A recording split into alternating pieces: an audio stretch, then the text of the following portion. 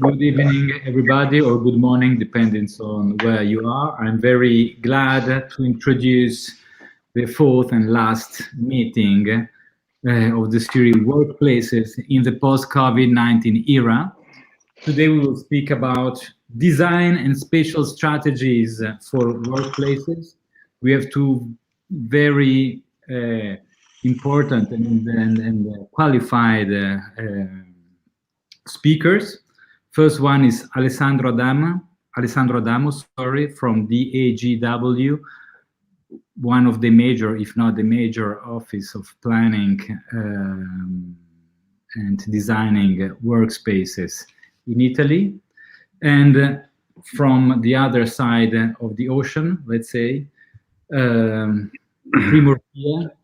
co-founder of Studio O+A in San Francisco. What we are interested to look for during this conversation, it is how the offices and the studio of designers, of workspaces design, are looking at what just happened or what is just happening, and how they are focusing or redirecting the way of working in consideration of what will be the office tomorrow. Of course, everybody among the audience knows that during the last weeks and months, something changed, and changed sometimes in a temporary way. But of course, we also do know, and we are quite aware that some changes are going to last for the next years, and it will be very interesting from this very strategic position of this design offices and studio, how from the front, let's say, how the situation is looking like today. Well, very shortly, the first speaker is Alessandro Adamo. He is director of DEGW, as I already said, and he entered the DEGW in 1989, and since 2009 is director of the DEGW in Italy, and is one of the major experts in workspaces design and even work design, if you allow me. So I give the word to Alessandro Adamo for this first intervention. Thank you. Thank you, Pietro. I'm very happy to be with you today, and to share with you what we are looking, what are happening in the office environment. So, as you say, I'm one of the director of DEGW and also partner of Lombardini 22. And DEGW is a company born on 73 in UK, and is very focused on space planning and consultancy for office space. On 2008, we make a merger with Lombardini 22, and Lombardini 22 is a design firm. We are the first design firm in Italy, and we believe in the specialization of the different sector of design. So as you see, each business unit of our company have a specific brand specialized in a specific area. So as DEGW in the workspace, Eclettico in the hospitality design. We also have a business unit involved in architecture. This is a refurbishment of Allianz headquarters in Trieste. Also, retail needs a specific skill, like the luxury hospitality, and as I say, and we will go in the office space. That is not only office, but we are also working in a lot of experience innovation center, like this for Electrolux. We are a total of 300 people and 7 partners, and we have a great community here in Via Lombardini 22. So the name of the company is due also to the street. So these are some of our major clients, And as you can see, and as I say, we as DGW start to work with the technology firm, but in the evolution of and in the attention of the company to the space, now we are working a lot with financial, pharmaceutical, and different other kind of business. So what is changed? I mean, in the methodology that we apply to the design, nothing is changed. So our methodology is very simple and is based on understanding and define the client's needs on one side. So what is the organizational demand in terms of number of people, way of working, specific needs on one side. And on the other side, of course, we are technical. We have to understand the building. We have to measure the space. We have to really understand how the building can match the business needs in starting to developing a creative design that is, I say that I born analogic, so we still like to design hand sketch and these kind of things. And of course, another important part of the activity is the brand experiences. Also now is much more important than in the past. In doing this, we sometimes refurbish building, sometimes build a new building, but in both cases, we work with our client. We make what is named co-design. So we start in working in workshop, in really involve organization in design their office space. We are not Archistar, we are service architect, let's say. So these are some of the projects we have done, and as you can see, what are the needs of the company today? So today the company are looking for sorry, I will make a better view with this. The company are looking for entrance that reflect their business. Flex area like this is also very useful for company where they can meet and create some co-design, co-working with other people. Also, the reception or change is not a front reception, is a welcome desk, like this one we have designed in Microsoft, or like this one we have designed in Fox. So is an immersive design that reflects the business of the organization. Of course, we are also involved in creating some flexible space like this. You see this panel are panel that can be moved on this line in a very flexible way in order to readjust the space. This is what we have done for Victoria Insurance. Is an hub, is an incubator of startup that work in an insurance area. Or the Electrolux one, as I told, the flexibility is absolutely important for this kind of space. But also at the same time, the boardroom have to be simple and have to be immersive, like this one that we have designed for Heineken. The creativity is important for a company like Microsoft, where in this creative garden, people have the possibility to work, let's say, out of the standard workstation.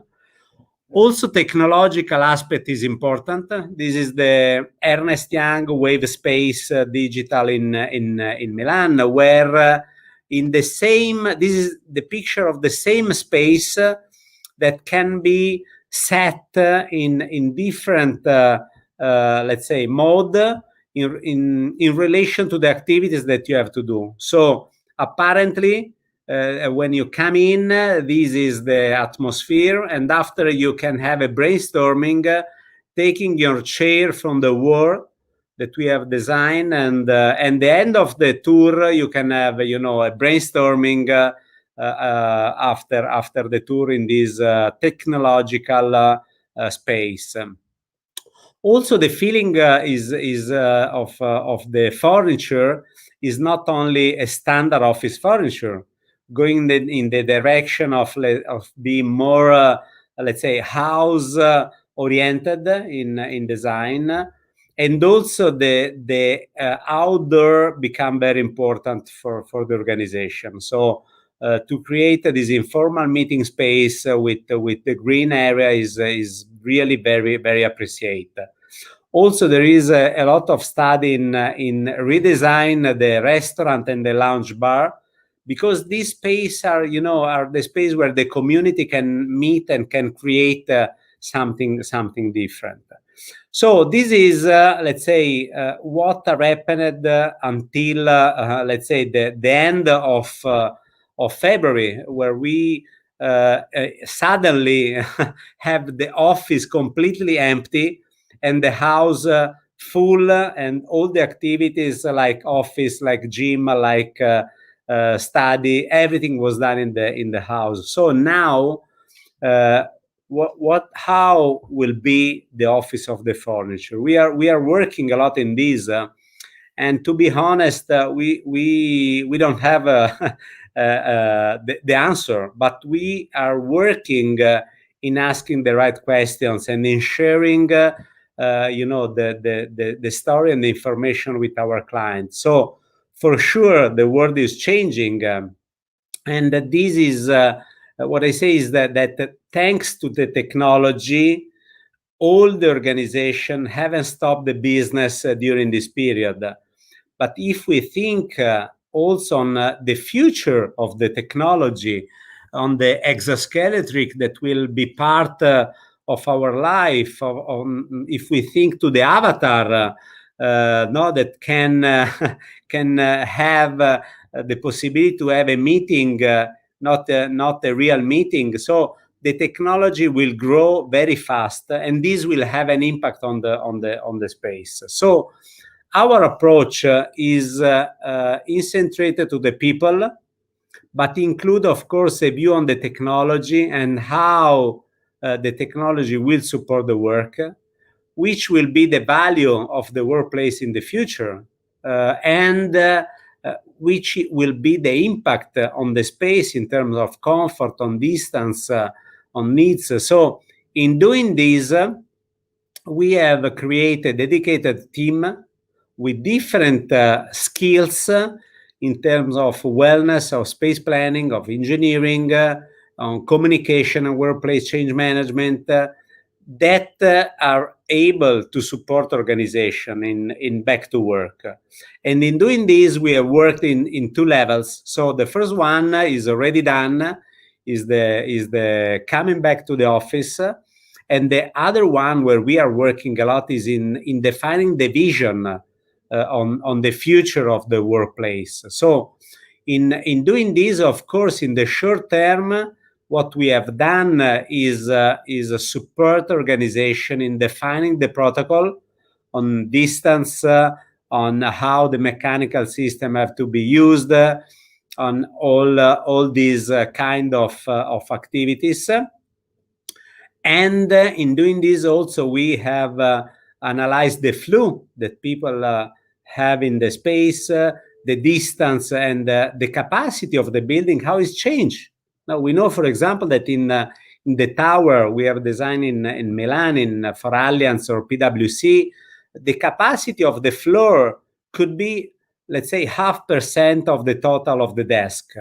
But the problem is how we can bring people to the 40th floor. No, so now the building have a limitation also in the vertical connection, and this will be part of the study of the future.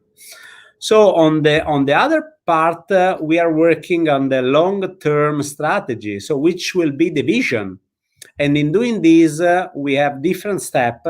So first of all, understand the real estate and make an analysis on this. Understand the organization, which is the feedback of the people through survey, and making in the match of this, define the vision and the strategy. So in doing this, if we go in detail, for sure the vision and the analysis of the asset is very important. So how is used the space from an organization? How is the square meter for people, if they do sharing or not? So make a picture of the as-is analysis is very important, because, you know, for an organization like Microsoft, where in 400 workstation can live the 700 people, probably these events is not have not a big impact.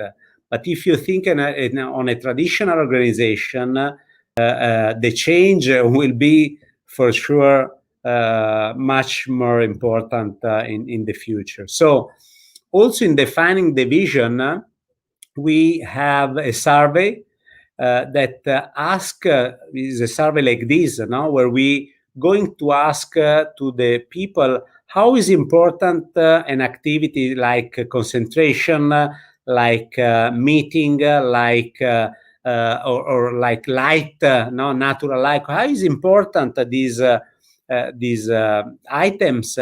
How is the performance? How was the performance in the office? And how is the performance of your house, of working in your house? So in doing this, we have collected until now more than 7,000 feedback. And, you know, is like if suddenly all the organization, all the people understand that can work in a different way. So for sure, the office value is more linked to the community sense, to the wellness, to the social hub, to the incubator activities. But if you work remotely, people are more comfortable, can be more concentrate. So this is, you know, the picture that we are analyzing now. And in doing this, of course, if we apply this concept to the building, of course, this will have an impact on the total size of the square meter needed. So in the future, probably the organization we are looking around 20, 30 or 40% less of the space. But at the same time, we also have to work on the space that they have. So I don't know what is how will be tomorrow. I'm not sure if we will move in this way, or if we will continue to meet in this way like we are doing now. If we will sleep in this way, I don't know. But for sure, the office will live, and the office is very important because create connection, because create physical collaboration that is an important element, because the well-being of the office is something that will be for sure much more important. And the space for sure will change, because will become more informal in the furniture, in the feeling, in the mood. And another important items is that for sure the new space have to be cost saving. So the pillar of the future where we are working on will be the innovation. So the space as an incubator, the space that have to be innovative and have to create experience. Because if we think that people can work out of the office, when they come in the office, they have to be involved, in the brand, in the experience, in the team of which they be part. And also the brand is another important items for the organization, like the technology. You know that we developed in this period a web app, for example, for booking the desk. This is another important items, because give you the possibility to book your desk when you are in the office, and can really give to the people the flexibility to use the space in a completely different way, creating a new connection with people. So for sure, smart people need to have a smart, let's say, interior and smart building, and of course, this will have also an impact on the city. So this is for sure the view in that the work activities coming out from the building and create a new opportunity also for the city. So this is our view in 15 minutes, like Pietro told me, and but I'm of course happy to have some questions to give you some feedback in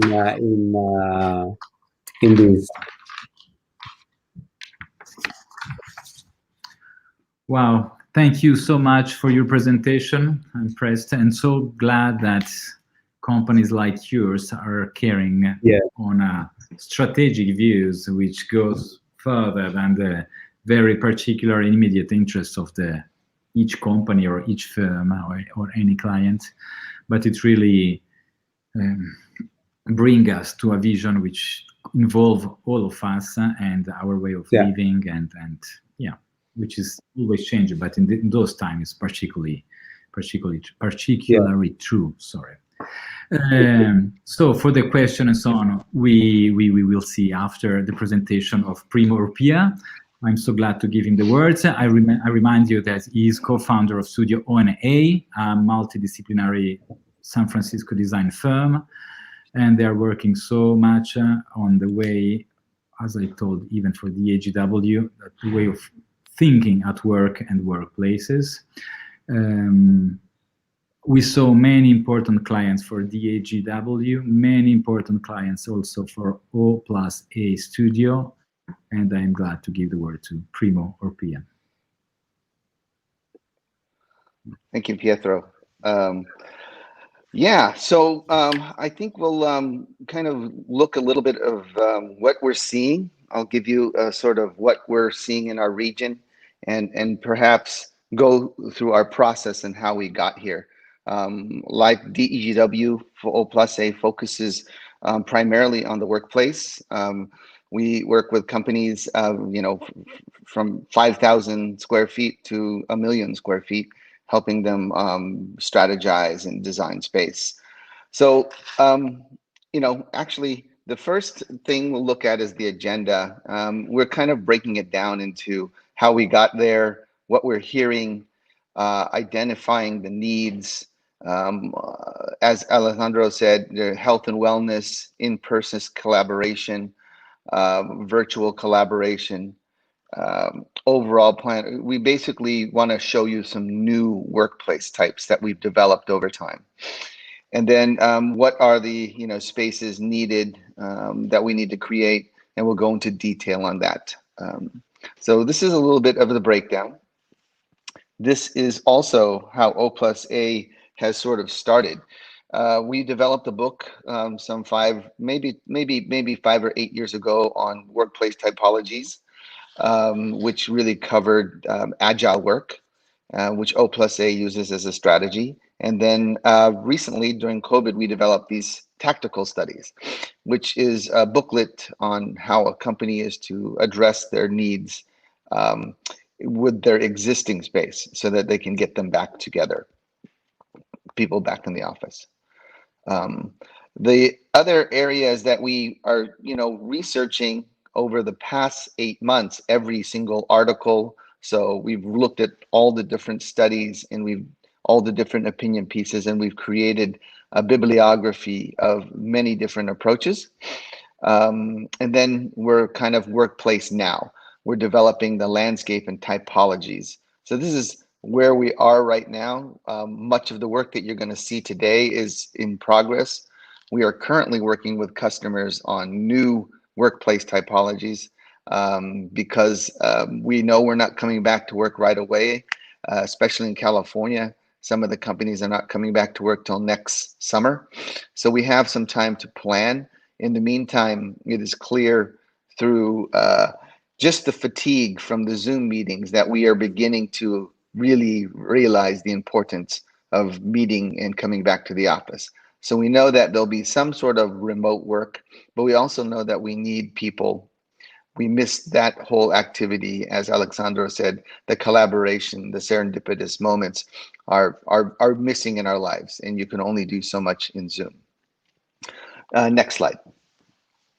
So here's some percentages that you guys may know or may not know, But what do people miss the most? 74% is they miss other people. So Zoom meeting, while it's very effective, we don't get to see, touch. We're not in the same room. So it's a very different type of meeting. We do know that collaborative or remote work is going to be a part of the workplace strategy in the future. Estimating that will be 2 to 3 days a week. It won't be all week long. So it's very clear that we do like the balance that work from home has created, but it's also not good. It's not for everybody. And some people like to come into the office. So we're looking at 2 to 3 days a week. The number one thing that employees are looking for is choice. And this is something we've always known. Agile work was really about choice, was about making sure that people had opportunities to move from one location to the next, change their posture. The percentage of companies that will be working to this hybrid work style, it feels like on average 30% of companies will be adopting a very agile hybrid remote work style. And then we see that even finance companies will be moving at least 5% of their workforce to a remote work style. The unassigned seating, right now in most cases, we're looking at 100% unassigned, which is new for us. It is definitely something that we haven't seen, but it'll be, right now we're studying a lot of strategies where 100% of the desk will be unassigned, and you will sign up for that desk either 2 or 3 days in advance or the day of. The amount of workforce that will work remotely or have the opportunity in the Bay Area, at least, we're looking at 30–50% will have a remote work style as an option. And then what is kind of the most important things that we are kind of seeing emerging from this is support for mental health. The physical and well-being has really shot up in terms of importance. So we're seeing an 86% increase in that need to make sure that we have healthy spaces. Next slide. So this is actually, I don't know if we can zoom in, but if you look at the very centerpiece of this map, if you zoom in just a hair closer to the center ring, all the way in as we can, what we're seeing is really this notion of distributed work.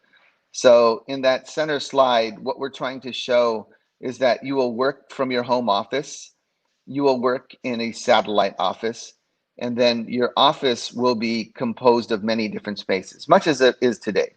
So these very super agile workspaces where your choice is home or a satellite office is really becoming a reality. So distributed work, we'll still have our headquarters, we'll still have our main office, but we will maybe have an office in our own town, in a close city.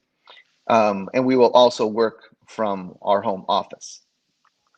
The next ring is a little bit more of what Opase has been studying to help companies get back into the office. And that is really all the different spaces that we need to change. The elevators, the lobbies, the conference rooms, all these spaces need to be adapted to healthier environments. So we have different workplace types that we have developed over time. So these are actually the new tactical pieces.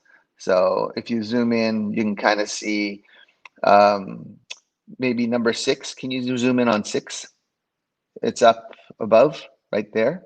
Zoom in on that one right there. Zoom on that one. 6. So this room here is a new space that we're calling donning and doffing.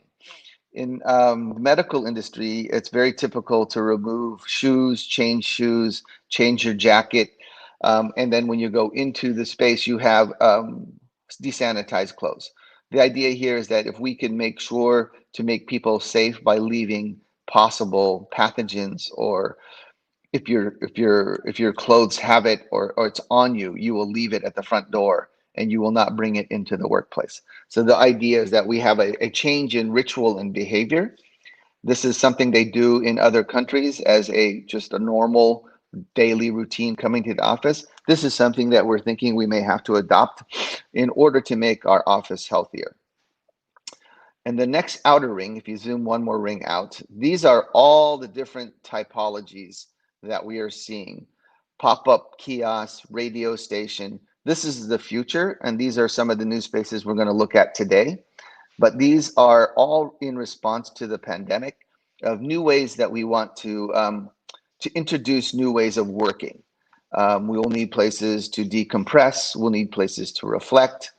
We will have new places to interact with the community, mercantile, new ways to integrate people, and boot camp is really sort of an immersion into culture so that you can begin mentoring.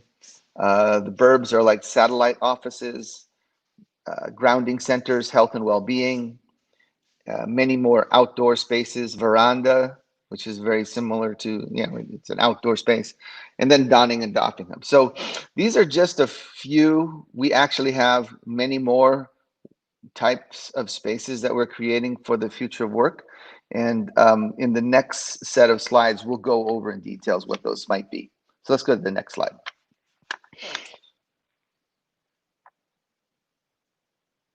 So we try to divide, when we're thinking of space, we think of different types of users, different type of personas. You may have someone who primarily comes to the office to take advantage of the amenities you won't have at home.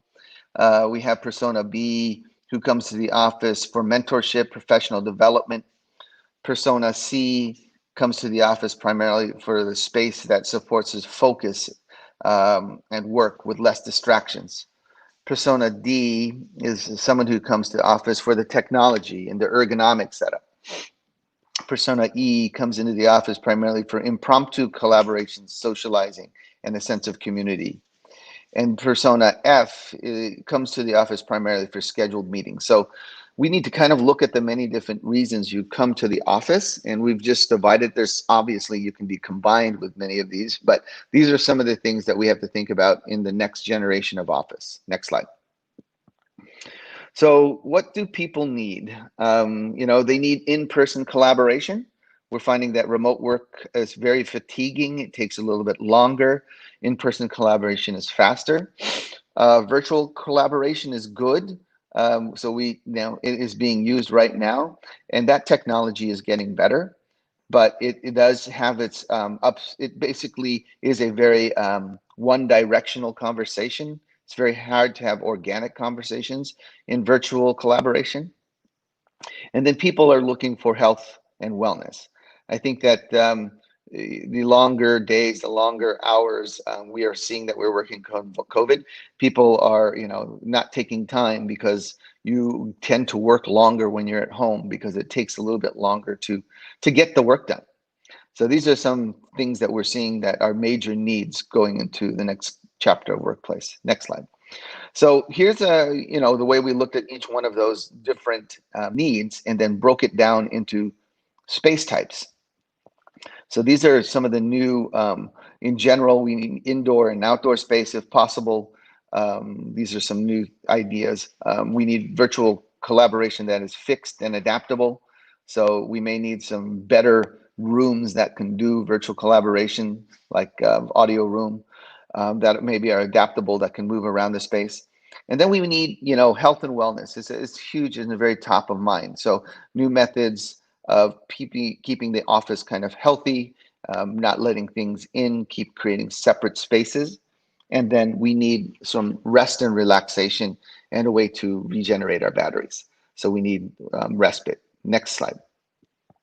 So here's an example of we have many different typologies that will go around the workplace, but this works specifically on an office. We are trying this out right now for a customer. That's professional services, and this is what we're working on. So next slide. So these are the typologies that we had just spoken about, and this is kind of their layout in the booklet. So we'll go to the next slide. So the first slide really describes a new type of coming into the office. You may go to reception as an employee, and then you move to an area that's called the donning and doffing area. You may have a personal locker there. You may have a changing room. You may have a place to wash your hands and get some PPE, pick up a beverage. But the idea is that you might be removing some of your shoes and maybe some of your jackets from outside and leaving them in the locker as you enter the office. Next slide. And because we are going to go 100% undersigned for this particular client, we need an area where people can meet each other. The socialization aspects of being in an area that's dedicated to you is now kind of lost in the home office. So in the unassigned office. So we're creating homerooms.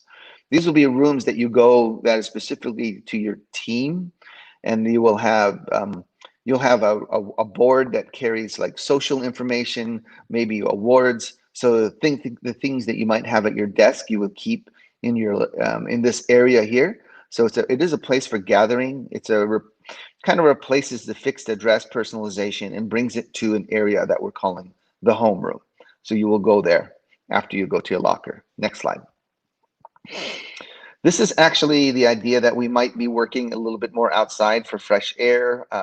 We will have this almost like tent-like shelter structure that can go outside a building or go into the landscape, that will have power, that will have AV. So fresh air is a very big component of this. It's very not, you can put heat lamps if it is inclement weather. It'll have cover if it rains, but it'll give you an opportunity to choose outside as a possibility for work. Next slide. Arboretum. If we are in areas where it's kind of difficult to get out to nature, we want to create indoor nature settings, sort of like furniture, the forest bathing, the attachment to nature, the biophilic design. All these things really enhance the indoor experience if we have planting. People feel healthy, people feel more relaxed around planting. So we will have areas called arboretum, kind of like an indoor garden. Next slide. The audium is really actually a place for sort of decompression. We're anticipating a lot of stress in the office, especially over the next couple of months and years, as COVID will slowly start to diminish, but people will still have a certain amount of anxiety and stress. So we want to give people areas to go decompress. That's the audium. May have a very nice like water scene, relaxing sounds. You go in there in individual, or you can go into multiple areas. Very, very sought after. People are looking for places to be able to decompress and relax. Next slide. Family room has actually really come about from the pandemic. Many people have had to go, bring their kids to work or move them from school or from a babysitter. The idea that you may be bringing your children to work maybe requires a new type of room called the family room, where a parent and child can, be picked up in the afternoon and be brought into the office, but stay in a contained area that's safe and quiet so that the family member can still work. Next slide. Courtyard. So the courtyard is actually very similar to what Alessandro showed you, these multi-purpose rooms. We may have big swaths of area that need to do many different things. So the furniture needs to be flexible. It can work in a auditorium type setting, as you can see, or could work in a work setting with many different work styles, whether it's lounge work or it's kind of sit down, heads down work. The idea is that the space can configure to many different situations. The next slide, there you go, is the port. We know that technology, technology is sometimes hard to move around with monitors. So we're going to have rooms that have fixed AV and really, really good technology to do video conferencing. That'll be fixed in one wall and you'll move the furniture around. So we call that the port. We'll always be ready to go. Next slide. Soundstage is this notion that when we are meeting and we are using Zoom, and Zoom gets better, we may want to have different spaces that are more accustomed to Zoom meetings, better lighting systems, better equipment, obviously, better sound absorption material, maybe the ability to stand up and do a presentation. So different types of rooms that will accommodate your daily meetings that may be on Zoom or Google Hangouts, whatever the conference program is. Next slide. So this is actually a very sort of high level look of an office that will have the arboretum on one side, will have a very, very broken into quadrants. If you look at this, and there's 4 separate areas. You walk into donning and doffing area, which is right behind the elevators, and then you can disperse either side to your homeroom, and you can go into that homeroom before you go either left or right into a work area with a very flexible spine of furniture. We do want areas where people come together. We do have break room. We do have arboretum that are sort of central and used by everybody. But then we take more of a almost drop-in approach for the workspace. So one of those areas would be probably one of those desks you would sit at, not the same desk every day. So these are some of the new ways that we're thinking space might be utilized. Next slide. So next slide. These are the public spaces. These are actually some of the tactical stuff that we're showing in our booklet, how to arrange a lobby, how to develop a coffee station, how to develop outdoor space, how to develop restrooms. These are really in response to healthier and more of a coded environment where we actually give you instructions of how to set those spaces up. Next slide. And that's what we have so far. So thank you so much. Wow, thank you so much too, Primo. That was, I'm really impressed for your presentation too, and how you are anticipating what is happening and working also for, let's say, looking even further than the very interest of the company. Look, I had some questions that I wanted to ask you in the end of the conversation. Many questions I was thinking to ask you. Well, you already answered by your presentation, both. So, but there is one thing I would maybe start from, which is related with, I don't know, creativity, identity, and belonging. Because, okay, a lot of people moved in this remote system. Now you are telling us, Primo, that in California, for example, for many companies not going back to the office until next summer, which sounds kind of a very long period. And well, how are you dealing at DEGW and at O+A2 in terms of how to build identity of the company through the places where your work is done? Because I can imagine, okay, from one side, I can hardly imagine that people can stay. Okay, 1 year, maybe 2 years, maybe it's comfortable too, but 10 years, 20 years at home and working from home, it could be kind of in my opinion, kind of a nightmare, but I'm not sure that, everybody's sharing my nightmare, let's say. I hope not. But really, how are we going to build an identity for the company if the company place is stepping back from a real places? I don't know if you want to answer first, Primo, and then we go with Alessandro later. Is it okay for you?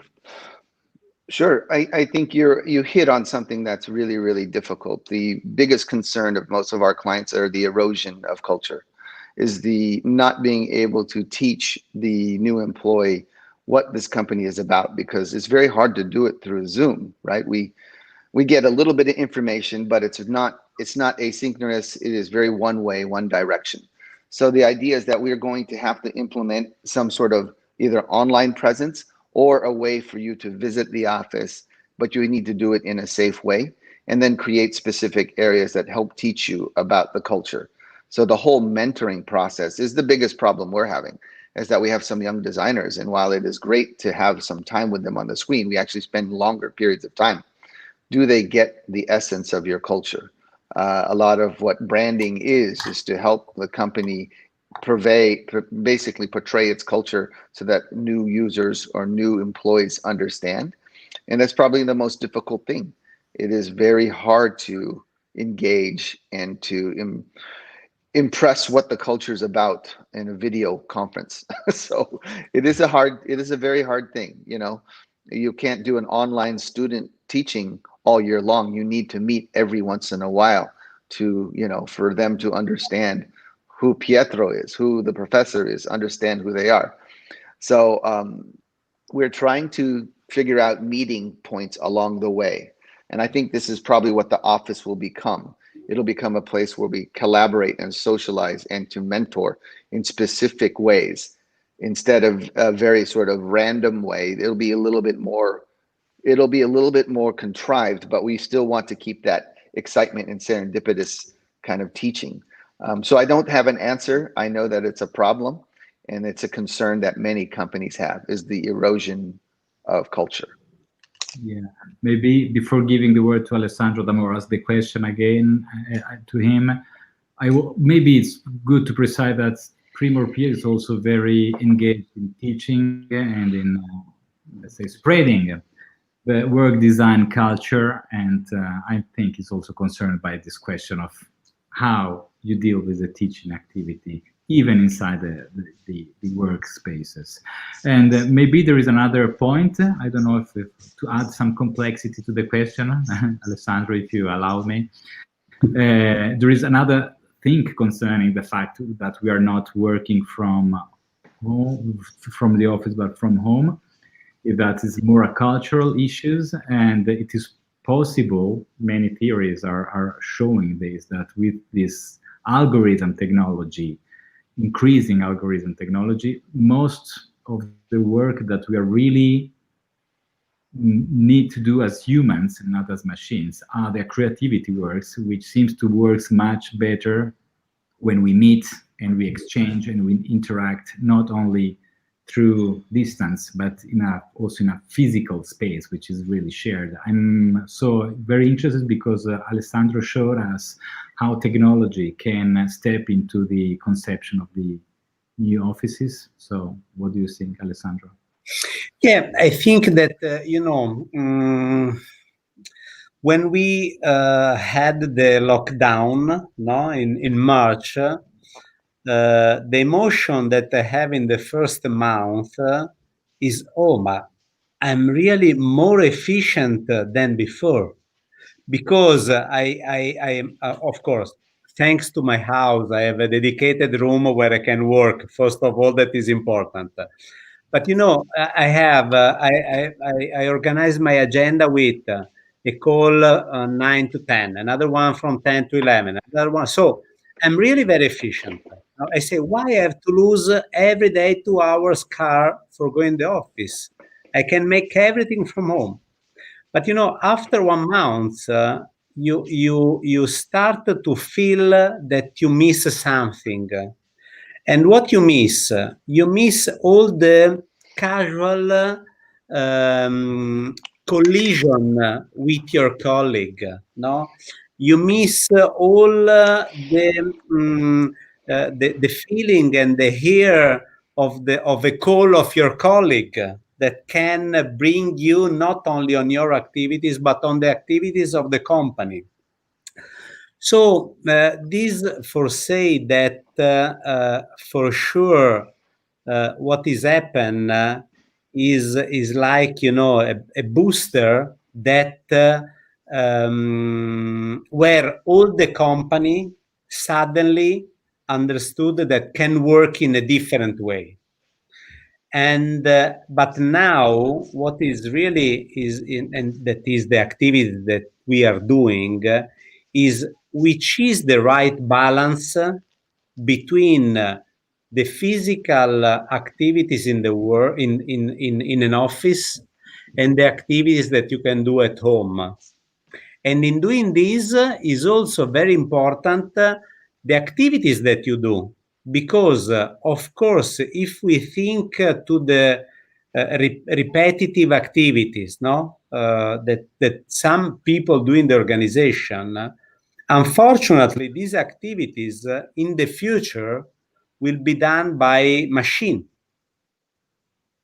Like in the industry, if we think to the industry 4.0, it's happened exactly the same.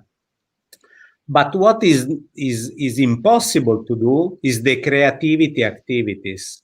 This is something that needs a physical space, needs the connection of people, and this is exactly also in our office, but also, and this is not part only of architectural firm. This morning I was in a very important multinational pharmaceutical company, that they say globally we are designing the new guideline of our way of use the office space. For sure, we understood that we can work well also by home, but we need a physical space. When I say that the office can become an incubator, not only for startup, but also for corporate organization, this is probably the future. Like Primo, I don't have the answer to this, but for sure we have to work in this way. So in understanding, first of all, why I have to go in the office, and how I can create an office that can attract people and talent to go to work in the office. So this is let's say my point of view. Yeah, of course. You also speak about the needs of the companies to intercept the best talents coming out from our universities and our schools, and the place where they can be working is one of the. Sorry, Pietro. I want to add another important thing that I like to say.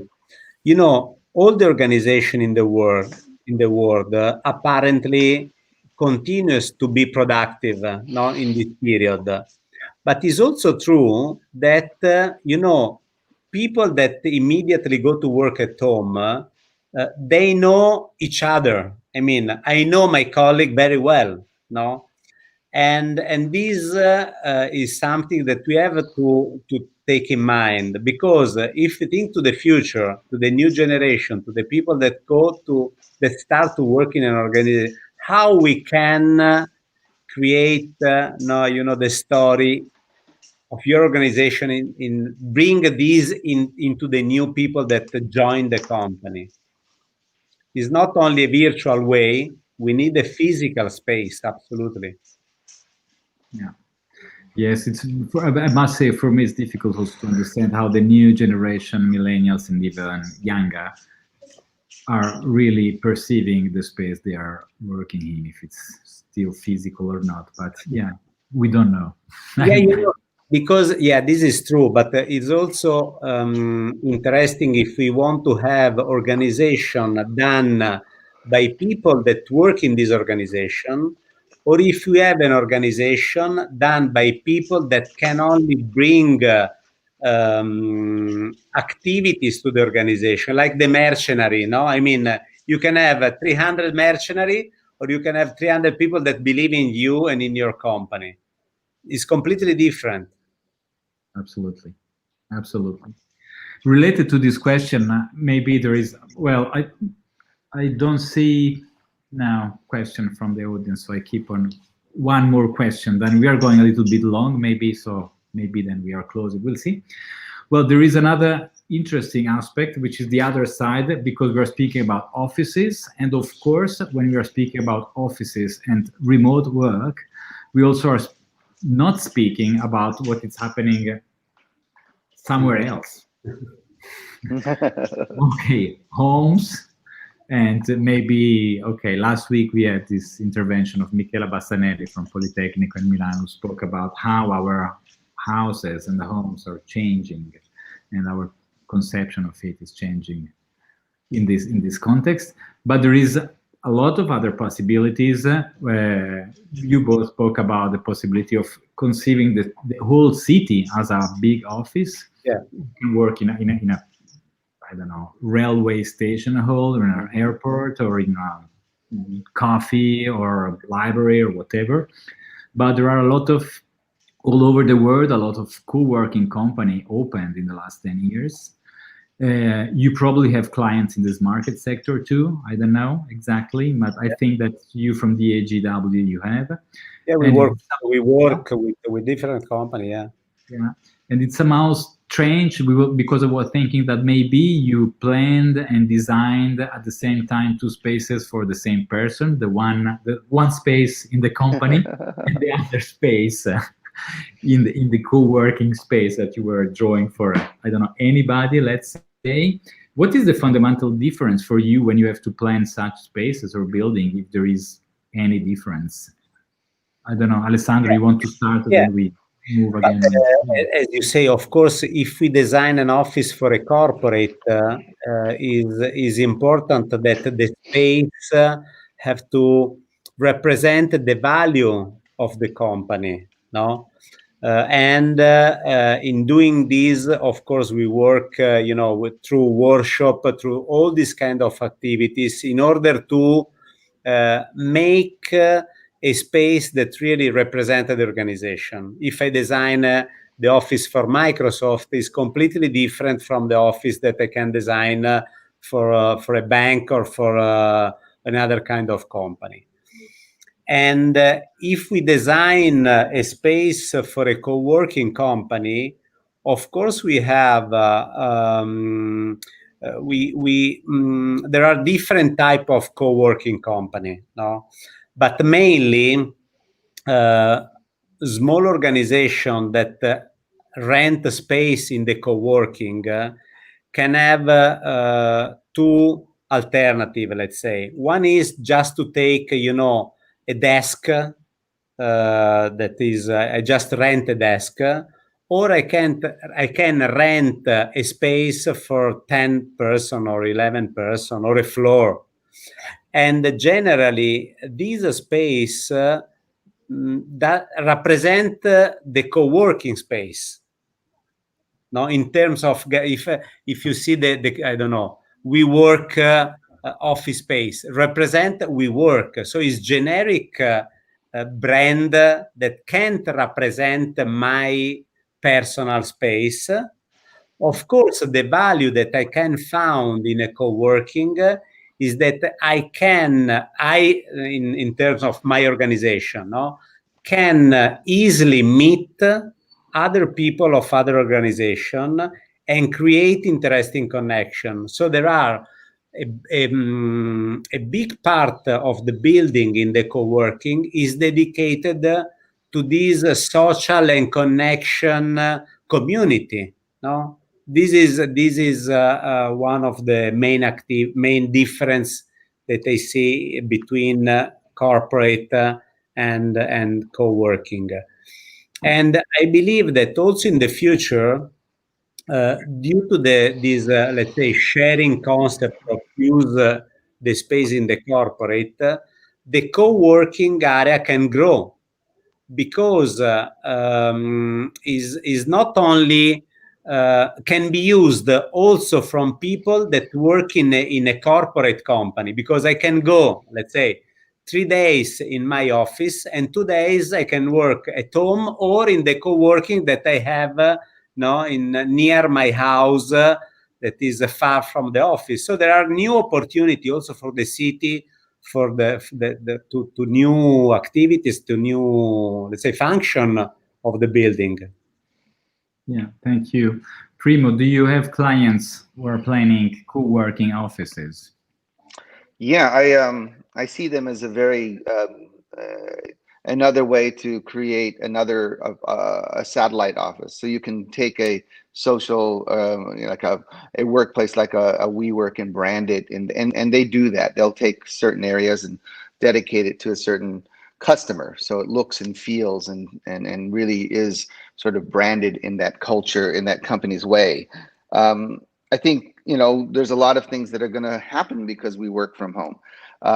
Alessandro says he has a home office where he can be very private, and there'll be some employees that are still working in their living room, or they're, so we're talking about workplace equality. It's already like something that's come up in conversation. It's like, how do I offer the same level of work style if you don't have a big enough house? And this is where satellite office will become important. A drop-in office that has all the best pieces that your home office has, but in a remote setting. We learn a lot about our company's, philosophy and culture through meeting. And as Alessandro said, it is a very difficult thing to do online. You cannot teach a employee about the values of a company in a Zoom meeting.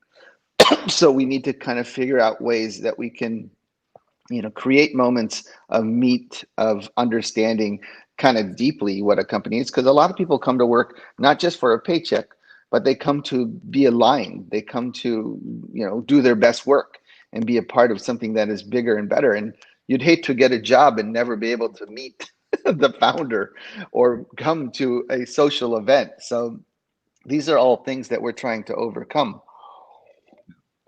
Irregardless, if we can have really good immersive Zoom meetings, it still won't take the place of being there in person.